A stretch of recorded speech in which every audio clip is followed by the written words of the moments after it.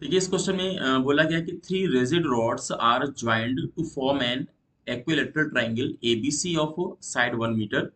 फिर आगे बोला कि three particles carrying charges 20 microcoulomb each are attached to the vertices of the triangle. फिर कह रहा था whole system is at rest in an inertial frame, ठीक है।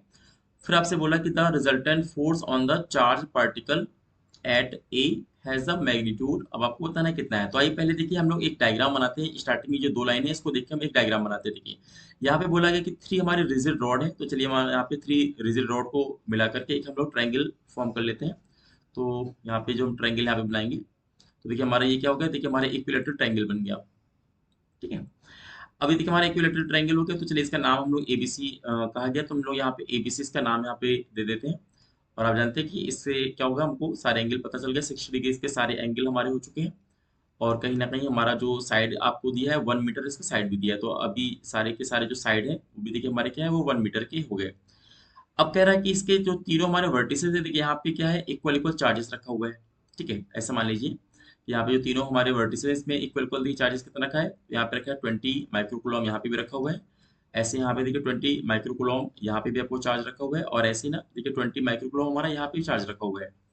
अब इतना देखिए रखने के बाद अब ये बोला जा रहा है कि यहाँ पे the whole system is at rest in an inertial frame, यानी कि ये सबसे देखिए इंपॉर्टेंट लाइन यही है, यहीं से आपका आंसर छुपा हुआ है, ठीक है। अब यहाँ पे क्या बोला है कि आपने देखिए कहाँ से देखना स्टार्ट किया इस पूरे सिस्टम को, तो इनर्शियल फ्रेम से देखना स्टार्ट किया। देखिए ऐसा मान लीजिए कि आप अपने आप को किसी एक जगह पे खड़े होकर यहाँ पे मान लीजिए कि आप एक फ्रेम बना लीजिए एक्स वाई जेड, ऐसे मान लेते हैं। तो देखिए हमारा फ्रेम है ये।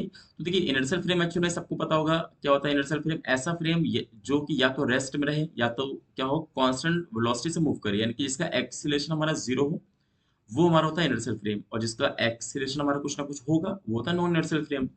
तो यहाँ पे आपको दिखाई दे रहा है कि हमारा कहीं ना कहीं देखिए ऐसी जगह से देखिए हम लोग खड़े होकर देख रहे हैं, जो कि हम अपने आप को चलिए हम रेस्ट अभी कंसीडर कर लेते हैं, क्योंकि ये हमारा इनर्शियल फ्रेम को बोला गया। तो देखिए यहाँ से हम लोग ने देखा तो कह रहा है कि पूरा सिस्टम देखिए क्या है, पूरा सिस्टम देखिए रेस्ट में बोल रहा है। अगर देखिए पूरा सिस्टम रेस्ट में बोल रहा है तो इसका मतलब ये कि कोई भी पार्टिकल या चार्ज अपनी जगह से बिल्कुल भी मूव नहीं कर रहा है, ठीक है। यानी कि उस पे किसी भी, अगर आप देखें पूरा सिस्टम यानी कि रेस्ट में, इसका कंफर्म है कि आपको सभी के ऊपर का जो नेट फोर्स होगा वो देखिए जीरो यानी कि होगा। चाहे ए को ले लीजिए, चाहे बी को ले लीजिए, चाहे सी को ले लीजिए, अगर सभी के ऊपर देखिए नेट फोर्स हमारा क्या है, जीरो है, तभी वो क्या कर सकता है, हमारा रेस्ट में रह सकता है।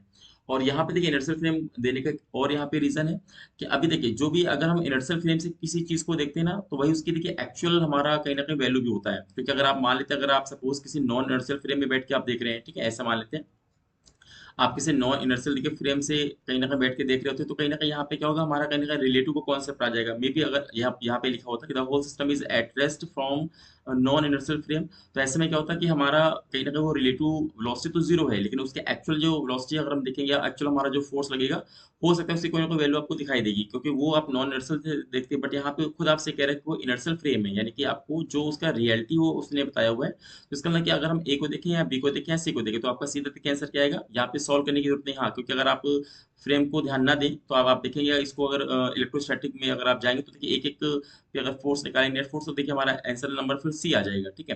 लेकिन यहाँ पे इतना आपको काम नहीं करना है, केवल आपको जस्ट लैंग्वेज के ऊपर जाकर के अपना आंसर देना। तो देखिए हमारा आंसर क्या आएगा, यहाँ पे जीरो आ जाएगा, ठीक है। बिकॉज यहाँ पे सभी के सभी क्या है, वो रेस्ट में है, क्योंकि पूरा सिस्टम हमारा देखिए क्या है, रेस्ट में, तो हमारा आंसर जीरो आ जाएगा।